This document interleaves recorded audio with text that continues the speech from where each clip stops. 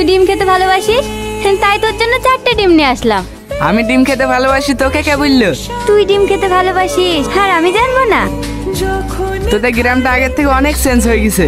তোদের বাড়িতে বেড়াতে এসে যে মাঠে ফুটবল খেলতে যেতাম না, সেখানে দেখলাম অনেক বাড়ি ঘর হয়ে গেছে। সব কিছু চেঞ্জ হয়নি, কিছু কিছু জিনিস আগের মতোই আছে। মানে? ও কিছু না। রোহন, এখন কত থাকছো তো? না মামি, বিকালে চলে যাবো। না না, তোমার এখন যাওয়া হবে না, কালকে সাথীকে দেখতে আসবে। আমাকে দেখতে আসবে? হ্যাঁ। দেখিছো, মেয়ের কথা শুনে মনে হয় লজ্জা পেয়েছে।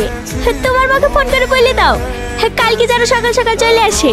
ঠিক আছে মামি। ছেলের তো মেয়ে পছন্দ আর আপনাদেরও ছেলে পছন্দ, তাহলে বিয়ের দিনখান ঠিক করে ফেলা হোক নাকি?